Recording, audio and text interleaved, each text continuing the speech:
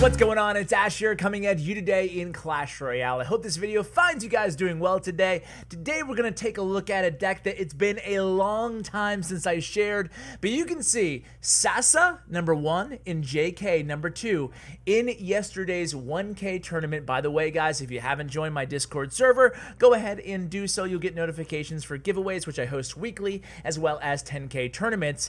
And both of them were using different Golem Mirror Clone decks. That's right, Golem Mirror Clone used to finish first and second in the tournament. This deck is super strong, both of these decks really, and today we're going to go through some highlight replays against challenging matchups, and you guys are going to see how this deck just absolutely destroys. Now again, two versions, but basically the same 4 cards are going to be key to both of these decks, and we're going to talk about them as we go through these replays. This is definitely the strongest deck in the game right now, you know, just in terms of sheer power potential. In terms of if you had to get a 3 crown, what deck would you use? Well, I would go as far to say this would be #1 in the second. Other decks would not even be close in terms of having that Golem Clone Mirror potential. Now remember, Clone and Mirror both got kind of small buffs. Clone to the radius, and also Mirror won't start in your starting hand, so you're far more likely to start with Elixir Pump, or at least a little bit more likely than you would say a Mirror, which what are you going to do in a starting hand with a Mirror, right? So I'm glad they made that change. So very interesting. I thought that Golem Clone might be a thing. I didn't think that Golem Mirror Clone would possibly be a thing. And here we go, starting with the first replay. We're going against a Hog deck. Because there were quite a few Golem Clone Mirror decks going around in this tournament, there was also a lot of P.E.K.K.A decks and a lot of Hog decks, which is really good because it gives me an opportunity to show you guys these decks against really difficult counter decks. So here we actually lose a tower very, very early on. Of course, JK at the top of your screen, guys. How are we going to come back? Well, it's going to be pretty easy. Losing a tower with these decks, not a big deal.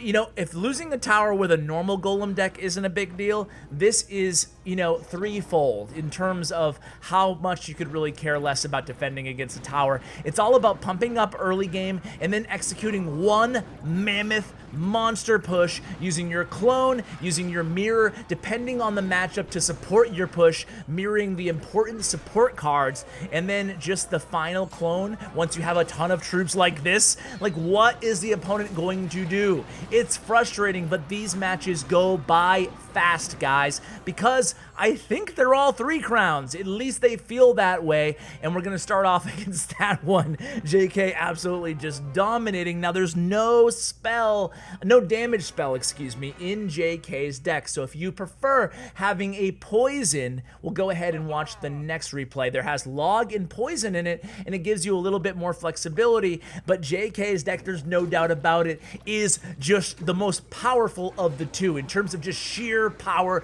3 crown potential. Every card has a big purpose. Every card besides, of course, the spells, Golem and Pump, are going to be amazing support cards. This is just an absolute, I don't even know what to call it. It's just an absolute steamroller in terms of a deck. Steamroller is going to be the name for this version, guys. So this time, again, we take a little bit of damage to the left tower, take a tiny bit of damage to the right tower, and again, bad cycle to start out this match. You can see that the Pump died very early on. It wasn't a bad cycle. The Pump just, he took care of the Pump. So we're going to go in here with the Golem at the bridge, and you can see they have the P.E.K.K.A to counter. But with that clone spell, it's going to actually cause a duplication of both of the Golemites, causing that P.E.K.K.A to kind of be stymied there, stuck in place, and now we support that push, excuse me, with the Royal Ghost, and boom, just like that, even with the P.E.K.K.A, even with the Goblin Hunt, we were able to take down the tower, and he makes it look easy because it is. Now you'll notice using the clone spell, we're being really smart about it, guys. You know the clone troop, the clone version always appears on the right. So if you notice your opponent's P.E.K.K.A is towards the right side of your Golem, boom, a clone will cause that P.E.K.K.A to retarget onto the clone version of the Golem. That's going to eat up 3 P.E.K.K.A swings. 1 on the Golem, 1 on both of the cloned Golemites. So again here, JK just opts to go ahead and pump up.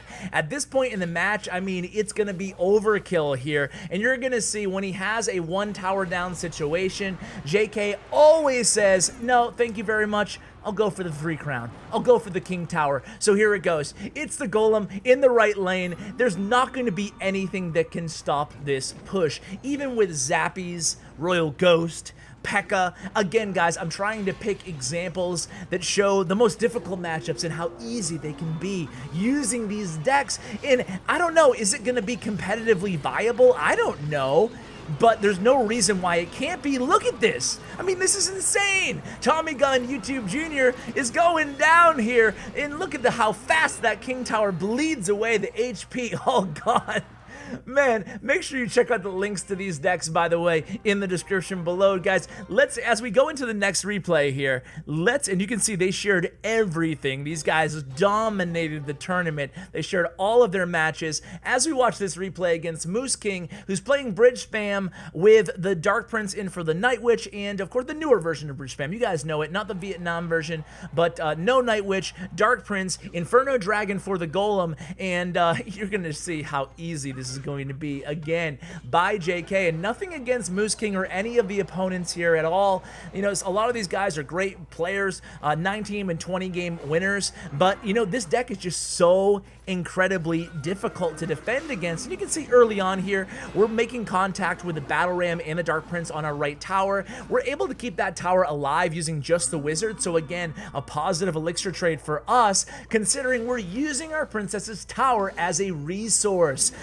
The hit points, excuse me. So we don't care if the tower gets low. We just made a 5 for what, 8 trade over there with the Wizard versus the Battle Ram and the Dark Prince, and our Wizard went on to stay alive, causing the opponent to have to react again. Now they are able, Moose King is able to take down that right tower, but look at this counter push, guys. What is he going to do? We have the Lumberjack ready to go here. He has Dark Prince, but Lumberjack's gonna quickly take care of that Dark Prince and get to the tower. Just a beautiful push here. Now, guys, quickly on this deck, if you don't have any of the legendary cards, they're difficult to sub. What I would do is run Prince and Dark Prince in this deck instead of the actually, I take that back. I wouldn't run Prince and Dark Prince because the clone just isn't as good against those cards. Clone again on Night Witch is absolutely devastating. So if you want to get a little bit crazy, go even more off meta, try subbing in the Witch.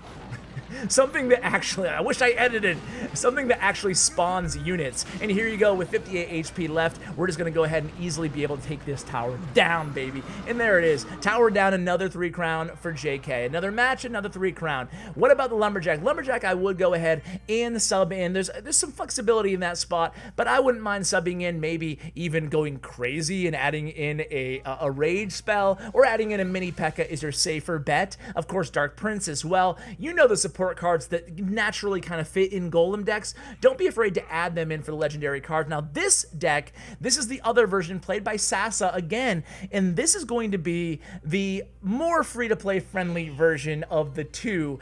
It still does have Night Witch in here, but it has Rascals, it has Log, it has Poison. Again, that spell flexibility that you guys might be looking for. You might want to try this deck. So here it goes. Going to be a Night Witch in the back to start things off here for Sasaa. Going to go ahead and engage that Royal Ghost, and Royal Ghost is going to go ahead and stay alive to get just one swing off on the right tower. So this time, we're going to go ahead and get our first Golem push of the game ready to go here. Golem on the right side into that Goblin Hut lane, going to prevent all those goblins from getting more chip damage to our right tower. And again, we have the Rascals ready to support that Golem. Now this is kind of a nasty push here. Even though the opponent has Log, we're free to play the Goblin Gang after they use the Log on our Rascals. So it's a little bit of bait there. We don't have to play the gang every single time. As you can see here, we're just going to go ahead and use that Clone. And again, Clone really showing its power here, not only doing a lot more damage than they did to our right tower, but also taking that P.E.K.K.A. down and killing all the support troops to about, well, P.E.K.K.A. down to about a quarter health or so. And here, we're going to go ahead and handle it with a Night Witch right in the middle there. Night Witch is going to go ahead and take care of the P.E.K.K.A., but the Royal Ghost is going to get to the tower. Now, the Royal Ghost is targeting the tower, so we're able to take care of him using just the Goblin Gang in the back here. So one thing about this deck, obviously, is no pump. So you're trading your pump in for the poison, and then the supporting cast of cards changes as well. So again, guys, just depends on what you're more comfortable with. Me, personally, I like running Golem with pump. I'm an old school guy. There's been a lot of really, really good Golem players and a lot of really strong Golem decks that don't run pump, so don't take my advice to be anything against this version. But me, I just like the pump. It gives me something to focus on in the early game, and then late game I can just keep the pressure on. But here it comes, a Golem into the same lane as the P.E.K.K.A. and the Zappies. So the P.E.K.K.A. and the Zappies are played. The opponent's going to use their log probably here on the Rascal girls. He has the flying machine down. We reload with the Night Witch way in the back here. We know we're free to play the Goblin Gang if we need to. At this point, we don't need to. We kind of let this push die a little bit, and you guys can already see how this is taking a little bit longer than it was in the JK match. At this point, I feel like JK would have 3-crowned by now. However, it's a very, very difficult matchup, definitely a hard counter, and again, I ask these players to share their toughest matches against really good players and against really hard counters. So that's why you're seeing this match. It does come down to the wire here. So here it comes. It is a P.E.K.K.A. into the Golem. We support that push again here with the Rascals. We want to make sure we take this P.E.K.K.A. down. We can't afford a huge, giant counter push from the opponent. Now, once we defend that miner, we're able to place the Golem right on the bridge before the opponent can cycle to their P.E.K.K.A. So at this point, the opponent has a really tough decision to make. Do we wait for the Golem to get to the tower and play the P.E.K.K.A., or do we play the Zappies? They played the Zappies. It ended up being the wrong decision, but in reality, it probably would have been the wrong decision no matter what they did at that point, because once the Golem got to the tower, boom, the clone was dropped and the tower was essentially down. You're getting double the death damage, not only of the Golem, which is a lot, but also the Golemites, which just definitely adds up onto that tower. So here we go into the last match I'll be showing you guys against the Gravy Boat. So how are we going to start out this one? Again, starting plays very, a little bit more awkward in this deck because you don't want to drop your Golem. See, in a starting hand like this, and we're going to go ahead and probably fast forward here because I imagine that Sasaa here is going to wait until double elixir time. So what would be a good starting play in this deck, guys? Well, you can see Sasaa, he doesn't want to make the starting play no matter what the situation is. He could easily split the Goblin Gang behind the King Tower, but he doesn't want to do that. Why give your opponent basically throw away a free Goblin Gang? That's why I'm a firm believer that making the first move in a match just puts you at a disadvantage unless you have a super fast cycle or an aggressive deck. But in beatdown, you know what? If all things being equal, I would just wait until double elixir time, and then you can drop your Golem, and that's exactly what he does here. He drops his Golem, the opponent Gravy Boat responds with a Lumberjack, and again, this is going to be an interesting matchup. The opponent doesn't have a lot of natural counters, but he does have the Inferno Dragon, and then he has a lot of cards that just do well against the Golem, like the Lumberjack, like the Prince, right? So, and the Ewiz. So there's enough frustrating cards in there that we're not going to be able to, again, 3-crown in the very first push here. So you can see there's a little bit of a trade-off here. We're going to use our Rascals on defense, prevent that Giant from even getting to our left tower. We're going to have to deal with that Inferno Dragon throughout the entirety of this match because Inferno Dragon obviously does a great job against Golem. Don't have to tell you guys that. That's basically the use of the Inferno Dragon. Now here, Sasaa makes a really great decision. Instead of supporting those Rascals, he lets the Rascals die there, and then he protects the Golem using the gang. He baits out that zap out of the opponent, and now we have a really nice meaty push here with the Baby Dragon and the Night Witch here. And again, we haven't used the clone just yet, or did we use it on the first push? I don't think we used the clone. We might have used it on the very first push, but we're actually getting damage on the tower, and we're not overextending here on offense. We're taking things kind of slow here. We know we have 3 minutes of overtime, and that applies to you guys also on ladder if you're above 4,000 trophies now. How do you guys feel about that? Are you happy with the changes? Me personally, I'm okay with it. I'm not a Siege player, so I'm okay with it. I'm very selfish. There it goes, guys. There's the clone, and that is going to end off this one, guys. Again, making it look easy there, despite the Inferno Dragon and the Prince and all the counters. We just take our time. Double elixir will have the advantage and execute just like Sasaa did. So huge shout out again to Sasaa and also to Jay Kay. I'll have their player profiles in the description below. Guys, huge shout out to Bren Chong, my YouTube partner. Check out his information as well. Thank you so much for watching all the way till the end. And as always, take care, guys.